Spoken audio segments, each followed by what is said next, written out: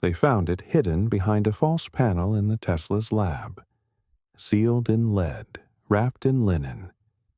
Inside was one torn journal, one sentence underlined in blood-red ink. He showed me something no human should ever see. The pages that followed were banned, buried, and erased from public record. Until now. Nikola Tesla's disappearance from the public eye didn't happen after his fall. It began during his rise, and if you look closely, if you trace the events not found in textbooks, you start to see the pattern. In 1899, at the height of his career, Tesla left New York and relocated to Colorado Springs. Public records say it was to study lightning, but those records leave out everything that matters. What most people don't realize is that Tesla was chasing a signal. A pattern had been recurring in his experiments. Not noise, not interference. Something structured. Something deliberate. The move to Colorado wasn't random. The land he chose had a history most scientists would dismiss. The indigenous tribes avoided that region long before Tesla arrived. They spoke of strange vibrations, unnatural stillness, and nights where the sky itself seemed to watch. Tesla didn't ignore those stories. He investigated them. His lab wasn't just built for research. It was designed to isolate the Earth's natural frequencies. The construction was obsessive. The placement of coils, the dimensions of the walls, the materials, all selected not for scientific reasons, but for something else, something resonant. Once operational, the instruments began recording things they weren't built to detect. Not just electromagnetic spikes, but patterns, pulses, rhythms that didn't match any known source. And then, changes began inside the lab itself. Objects moved without being touched. Lights dimmed without losing power. Not all at once, gradually, like something testing the limits of its reach. The few assistants Tesla trusted during this period never spoke publicly again. Those who visited described him as changed, not frightened, but distant, as if something else had his attention. Shortly after, he stopped documenting his work in any standard form. No diagrams, no measurements, just drawings, abstract shapes, geometries that looked less like machines and more like gates. Then he left. Not because he finished, because something ended him. The version of Tesla that was curious, optimistic, expansive. What remained was a man guarding a secret. After Colorado Springs, he never again pursued the same kind of experiments. He redirected his work, speaking only in vague terms, avoiding the topic of frequencies, resonance, and high-voltage atmospheric interaction. Those files, the real ones, disappeared, locked away in archives or outright destroyed. Not by accident, not for national security. Because whatever Tesla reached, it reached back, and from that point on, he wasn't trying to change the world. He was trying to protect it. Or maybe, protect us from something it already knew. But to understand what happened in that lab, you need to understand where he built it. It wasn't just the distance from New York that drew Tesla to Colorado Springs. It wasn't the funding, the open land, or even the lightning storms. There are dozens of remote locations he could have chosen. But he selected this exact site with unnerving precision, not because of what was above it, but because of what was beneath. Locals had long whispered about that mountain ridge, not in scientific terms, in warnings. The land was dry, but not dead. It hummed. It pressed in on the senses. The Ute people never settled there. They left no structures, no tools, no markers, only stories passed down through generations. Stories of watchers, of voices in the night. Not hallucinations, not spirits. Something older, quieter, patient. And Tesla? He studied these oral traditions like maps. Not metaphor, not folklore. Instructions.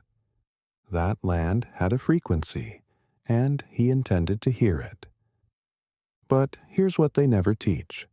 The Colorado lab wasn't a conventional facility. It wasn't a lab. It was a receiver. A structure built to resonate, not to radiate. The coil everyone associates with Tesla, the towering instrument that threw lightning into the sky, was only part of it. Beneath the building, far below ground level, were buried components, antennas, plates, crystals, things that don't appear in the patent filings, because they weren't built for electricity. They were built for translation. You were told he was transmitting wireless energy. But what if the tower wasn't trying to light up the world? What if it was trying to make contact with something that had been buried in the earth for centuries? The early days of the experiment were uneventful. Tesla worked alone for long stretches. He refused to speak to journalists. But soon his behavior began to change. He became less focused on hardware and more focused on position, on angle, on timing. He began recording data from the soil itself, not the sky. The rhythms of the earth, not its surface, but its interior. Almost as if he believed the mountain itself was alive. What most people don't realize is that Tesla's greatest fear wasn't failure. It was confirmation. Because one night something changed. The signals became rhythmic, too consistent to be static, too structured to be random. There were long pulses, short ones, and intervals between them that seemed deliberate, intentional, like a pattern waiting to be solved. And then the machines began to act strangely. The dials no longer measured anything recognizable.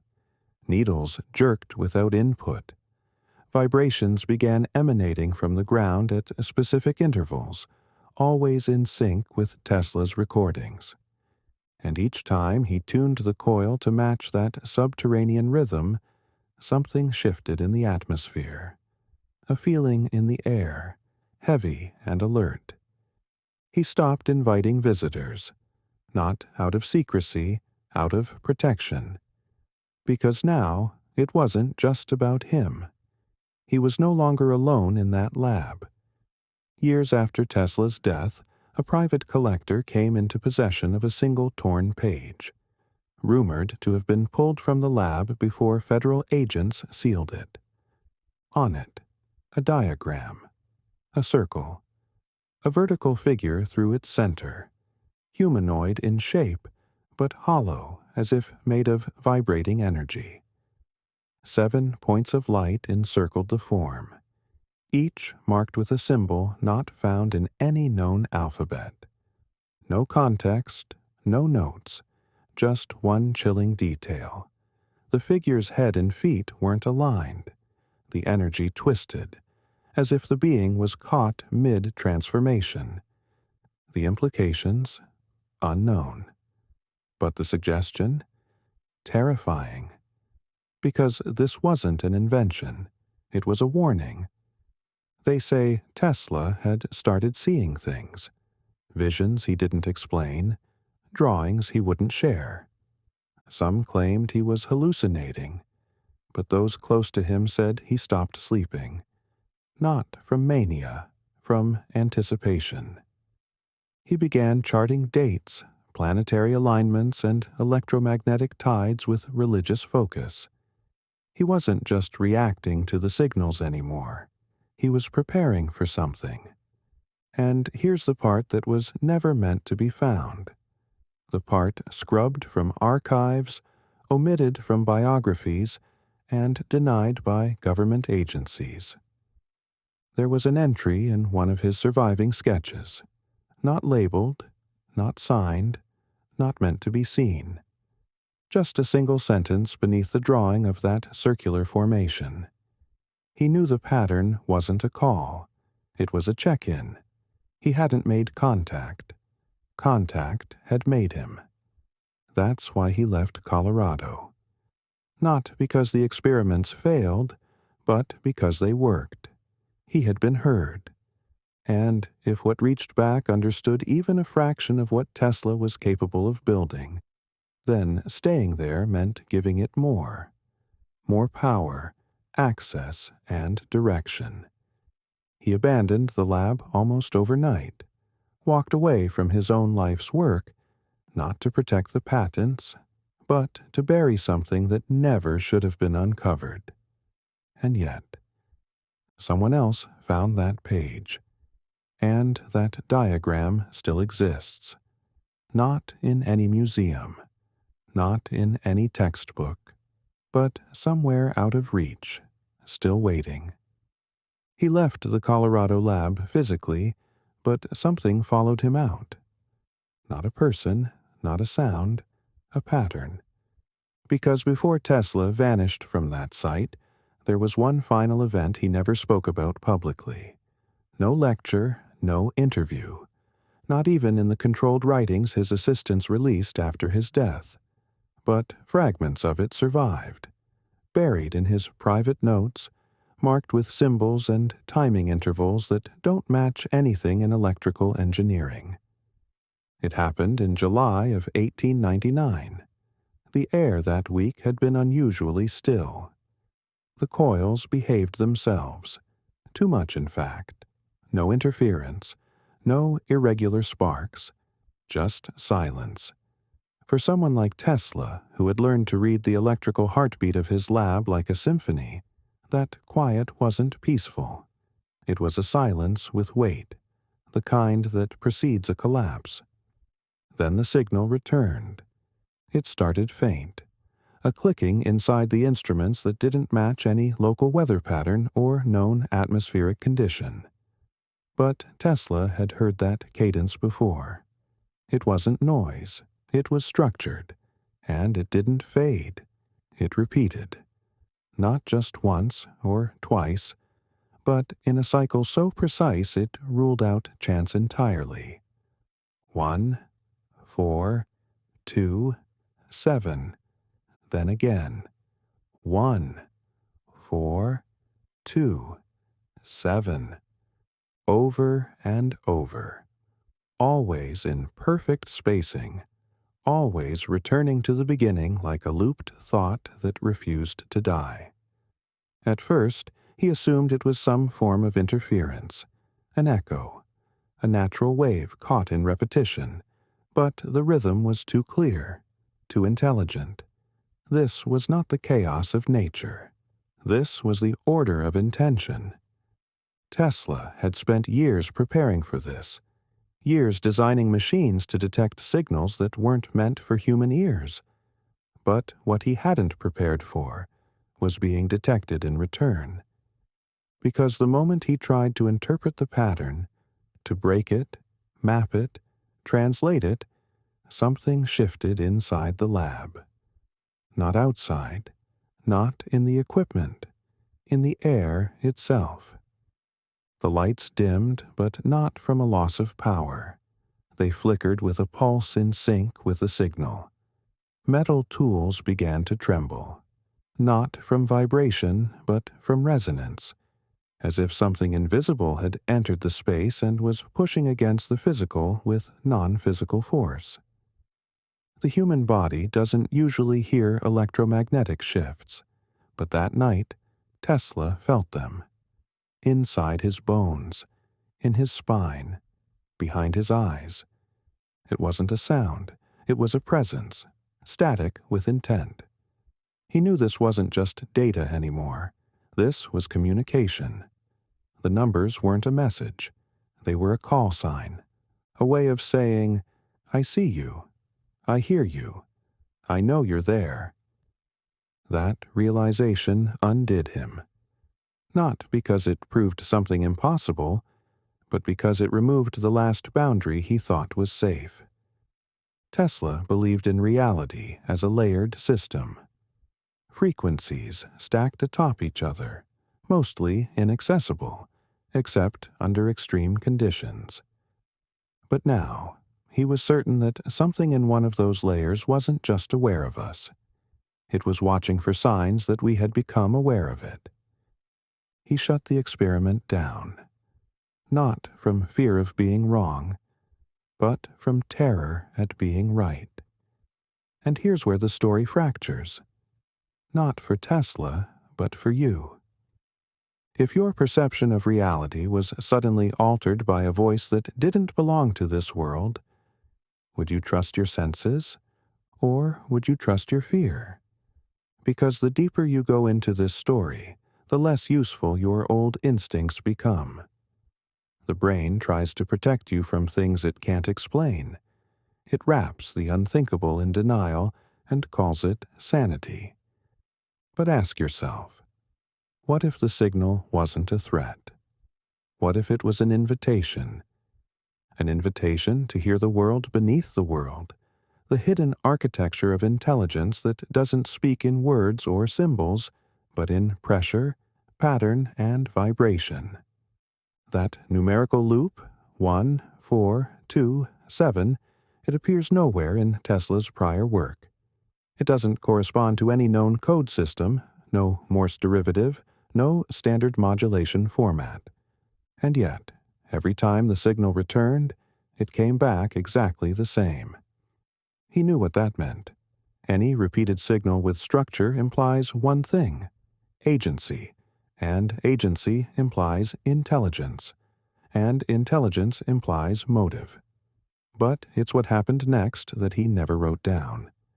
The lab, now completely dark, held a new kind of stillness. And then, just barely, the hum began again. Not from the machine, not from the walls, but from within Tesla's own mind. The pattern had embedded itself into his perception. He wasn't hearing it anymore. He was receiving it. And in that moment, something became terrifyingly clear. The signal had not been sent randomly. It had been aimed at him. There was no failure, no collapse, no explosion. But after that night, the lab was never powered again. Tesla walked away. He told no one what had truly happened, but every project he touched after that veered away from pure discovery and moved toward secrecy, containment, encryption, silence, and that number sequence. It never appeared again in any of his published work. It vanished, just like the original recording, but someone still has it. And if it were ever played again. The question is not whether something would respond. The question is whether it ever stopped listening. Some patterns speak, but others stare back. Tesla had always believed that frequency was the true language of the universe. Not mathematics, not symbols, but resonance. He wasn't wrong. He just wasn't ready. Because on one specific night, September 3rd, 1899, something happened that rewrote everything he thought he understood. The night began like many others. Atmospheric pressure steady, static low, his devices calibrated and humming in sequence. But sometime after 2 a.m., a spike occurred, not in energy, but in presence. It didn't surge like electricity. It entered. The air shifted, not in temperature, but in density, as if the room had become heavier without adding mass. Tesla didn't hear a voice. He felt something, a shape within the current, standing, not behind him or beside him, but inside the very vibration his machines were producing, And it wasn't accidental. It had form, vaguely humanoid, but unstable, like a shadow cast by something that didn't exist in our dimension. It shimmered, stood still, waited. It wasn't bound by the machine. It was the machine now, or rather the energy pulsing through it. And through that energy, it reached out. Not physically or with sound, but through impression. What entered Tesla's mind wasn't language. It was knowledge, not given, extracted. His thoughts weren't read. They were scanned, processed, measured, like data beneath a microscope. He later tried to express what it felt like, but couldn't. Because how do you describe being known so completely that your identity becomes irrelevant? What stared back at him from the current wasn't malevolent, but it wasn't kind either. It was old, incomparably old and curious. That curiosity wasn't comforting. It was clinical. The same kind a scientist might have looking at a strange cell. Not with awe, with detachment, as if Tesla were simply an anomaly, a brief flicker of self-awareness in a world too loud, too young, too chaotic. And in that moment, he understood. He hadn't built a communication device. He had opened a door. And whatever passed through had been waiting on the other side of that door long before humans had discovered fire. Waiting not for us to send a message, but to show we had learned how. He shut the machines down within minutes. No announcement, no notes. He walked out of the building into the freezing night air and never returned to that experiment. Not because it failed, but because something answered. And in its presence, he felt the truth most humans will spend their entire lives avoiding. We are not alone. And worse, we are not important. A few weeks after that night, an encrypted message was sent from Colorado to a private contact in England. The recipient was Lord Kelvin, a respected figure, a skeptic of spiritualism, and one of the few minds Tesla respected enough to trust. The contents of the telegram have never been confirmed by official archives. The original message was intercepted, reportedly classified by early U.S. intelligence agents tasked with monitoring Tesla's transmissions. But the reconstructed text, pieced together by private researchers through leaked logs and eyewitness accounts, contained a single sentence. Not technical, not scientific, just a message of surrender. A message that, if genuine, would mean Tesla had not only touched the veil, he had been warned not to lift it again. Mainstream historians dismiss it as myth. But no one has explained why the U.S. government permanently sealed the transmission logbook the following month. And no one has explained why Tesla's research into atmospheric resonance was quietly redirected into radio wave weaponry shortly after.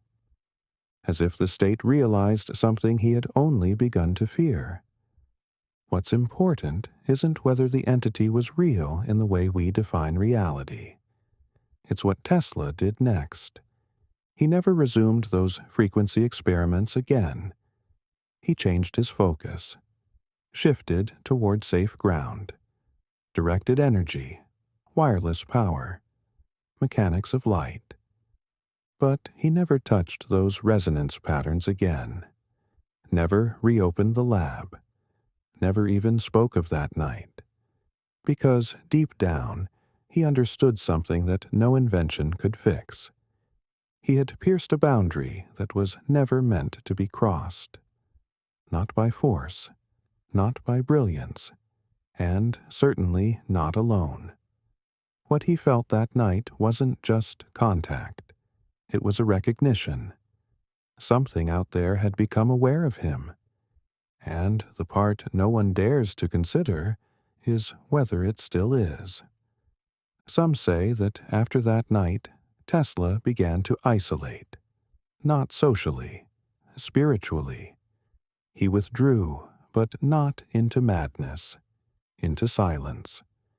Not the silence of a broken man, but the silence of someone who's seen the edge of the map, and come back knowing it was drawn wrong.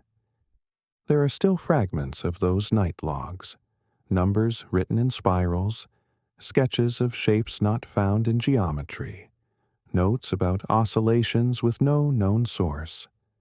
None of it was ever published, none of it replicated, because the lab was never designed to study energy. It was built to find the line between this world and the next.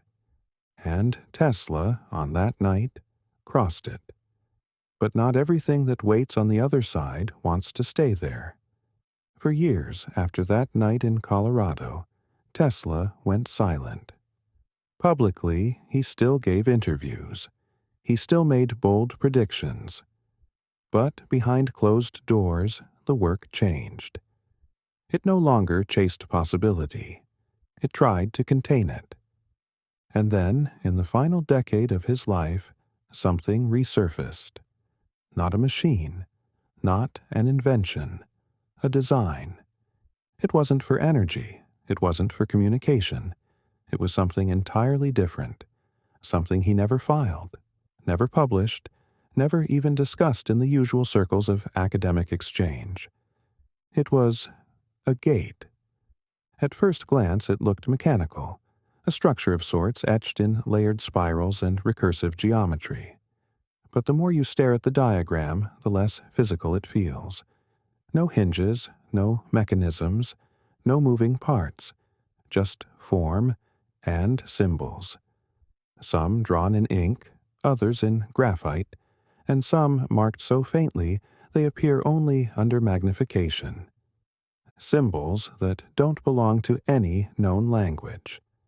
And it wasn't just one sketch. There were many. Variations, rotations, as if he was trying to capture something not static, but shifting, like he was observing this gate from different angles in different dimensions.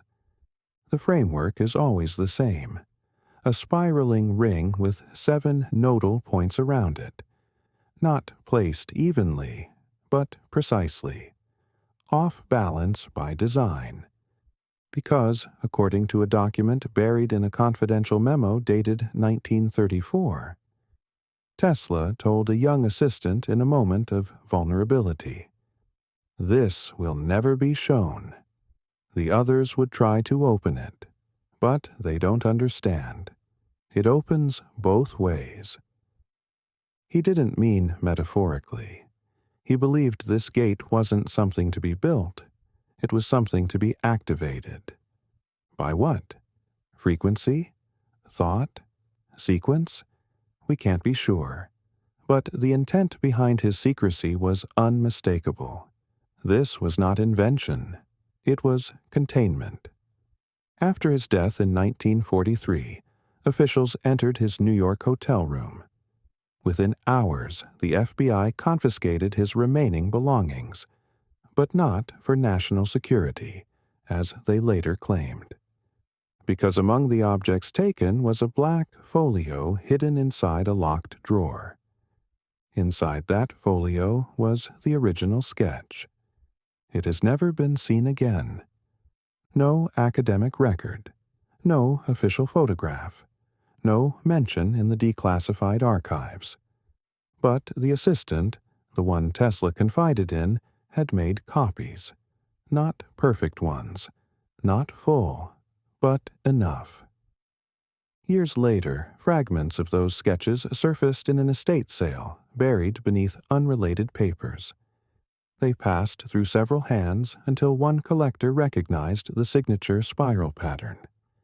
We've pieced together what remains, and we have a digital recreation, drawn not from imagination, but from the notes Tesla left behind. You've never seen it, because they didn't want you to, not because it was dangerous, but because it was real. He wasn't trying to create something new. He was documenting something ancient, something he found, something he activated, accidentally. And the more he understood it, the more terrified he became. Because this gate wasn't a symbol. It wasn't theoretical, it was functional. It responded to specific electromagnetic harmonics, harmonics that correspond precisely to the signal he had received in Colorado. 1, 4, 2, 7. The same rhythm, the same sequence, as if the diagram was a key, and the signal was the lock, or vice versa. But here's what changed everything. When Tesla reversed the harmonic pattern in his calculations, when he read the signal backwards, new symbols began to emerge. They weren't from his hand. They appeared in the margins of his notes, each one after a failed calculation, as if they were being impressed onto the page without physical contact. He never explained them. But from that moment forward, every drawing of the gate changed. Slightly, subtly, but undeniably, as if the design was evolving on its own. What if the greatest minds of our time, Da Vinci, Newton, Tesla, weren't inventors in the way we imagine? What if they weren't building the future, but trying to keep the past from escaping? What if their genius wasn't creation, but containment? We celebrate their discoveries, but we never ask why they stopped. Why so many died in isolation? Why their final work was buried, confiscated, or simply never finished? What if that was the point? What if they understood that every veil lifted reveals another, and that there are some things beneath those veils that cannot, must not, be let through? Tesla never activated the gate again. Not because he failed, but because he succeeded. He saw what was on the other side, and he knew that once opened, it would not close on its own. Perhaps the most unsettling part of Tesla's story is not what he discovered, but the possibility that his discovery was permitted. Not by government or by accident, but by something far older. Something that did not shield itself from view, but instead waited patiently to be noticed by the right mind, at the right moment, under the right conditions. Because if Tesla truly encountered a conscious intelligence, one that exists beyond physical form and communicates through resonance, then his role wasn't that of a genius unlocking the secrets of the universe. His role was that of a subject, an experiment, a variable in a larger equation that was never his to solve. And maybe that's what the greatest minds throughout history have always feared. Not that we are alone in the universe, but that we aren't, and that whatever shares this space with us is not benevolent, not evil, but simply aware, and watching. Tesla didn't descend into madness because he saw too much. He withdrew because he realized something few people ever confront, that some knowledge isn't gained, it's exchanged, and what you give up in return is often intangible until it's too late. Your sense of safety, your faith in silence, your trust in what you can't see. It's not just about a sketch or a frequency or a signal. It's about what happens when a human mind reaches far enough into the unknown that the unknown reaches back, and does so not with a greeting, but with measurement, calibration, interest. And now, whether you realize it or not, you've begun to trace that same pattern. You've seen what Tesla saw. You've heard the pulse, not just as sound, but as structure, as a kind of code that doesn't speak in language but in intention. You've entertained the idea that intelligence may not wear a face, but might exist instead in fields, vibrations, or designs too ancient to be remembered and too precise to be random. So consider this. What if the act of following this story, of allowing these ideas into your awareness, is itself a kind of activation? Not for a machine, but for attention. Theirs. Because Tesla was clear about one thing. The gate, whatever it truly was, didn't just open one way. It opened both. And if it could be accessed from this side, that means it can be used from the other. So the only question left is this. Now that you've seen behind the veil, are you still the one doing the watching? Or has something started watching back?